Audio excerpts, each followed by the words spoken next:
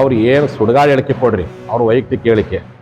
ನಿಮಗಂತ ಶಬ್ದ ಬಳಸಕ್ಕೆ ನಿಮ್ಗೆ 10 ಪಟ್ಟು ಶಬ್ದ ಬಳಸೋ ಶಕ್ತಿ ಪಂಚಮಸಾಲಿಗಿದೆ. ಆದ್ರೆ ಪಂಚಮಸಾಲಿ ಯಾವತ್ತೂ ಆ ರೀತಿಯಾಗಿರ್ತಕ್ಕಂಥ ಅಸಂಬದ್ಧವಾದಂಥ ಶಬ್ದ ಬಳಸುವಂತ ನಾವಲ್ಲ. ನೀವೇನಾದರೂ ಆ ರೀತಿ ಹಿಂಸಾತ್ಮಕವಾದಂಥ ಹೇಳಿಕೆಯನ್ನು ಕೊಟ್ರಪ್ಪ ಅಂದರೆ ನಾವು ಅಹಿಂಸಾತ್ಮಕವಾದಂಥ ಹೇಳಿಕೆ ಕೊಡ್ತೀವಿ. ನೀವೇನಾದ್ರು ಹಿಂಸಾತ್ಮಕವಾದಂಥ ಚಟುವಟಿಕೆ ಮಾಡಿದ್ರೆ ಅಹಿಂಸಾತ್ಮಕವಾದ ನಿಮ್ಮ ಮನಸ್ಸನ್ನು ಗೆಲ್ಲುವ ಪ್ರಯತ್ನ ನಮ್ದಿದೆ. ನಿಮಗೆ ಸ್ವಭಾವ, ನಿಮ್ಮ ಹುಟ್ಟುಗುಣ ಹಿಂಸಾತ್ಮಕವಾಗಿ ಹೇಳಿಕೆ ಕೊಡೋದು, ಹಿಂಸಾತ್ಮಕ ಪ್ರಚೋದನೆ ಮಾಡೋದು. ಪ್ರಭುರು ಬೆಳೆ ಪಡ್ಕೊಂಡ್ರೆ ಅವ್ರಿಗೆ ಹೇಳ್ರಿ, ನಿಮ್ಮಂತ ನೀಚರು ಹೇಳಿದಾರೆ, ನಿಮ್ಮಂತ ನೀಚರು ಪಡ್ಕೊಂಡಿರ್ಬೋದು.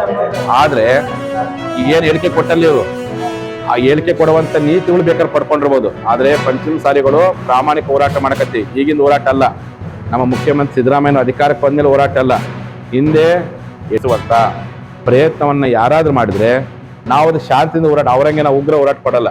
ಅವರೇ ನೀಚ ವೃತ್ತಿ ಹೇಳಿಕೆ ಕೊಟ್ಟಾರಲ್ಲ. ನಮ್ಮ ಜನಾಂಗಕ್ಕೆ ಬಸವಣ್ಣ ಒಳ್ಳೆ ಸಂಸ್ಕಾರ ಕೊಟ್ಟಾನೆ.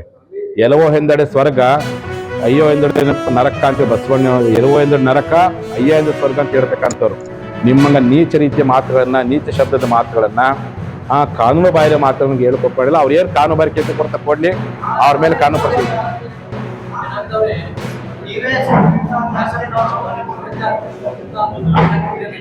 ಏತೋನ ಅವ್ರ ಬಗ್ಗೆ ಮಾತಾಡಕ್ ಹೋಗ್ಬೇಡ್ರಿ. ನಾನು 4 ವರ್ಷಕ್ಕಂತ ಮೊನ್ನೆ ಹೇಳೇನಿಲ್ಲ.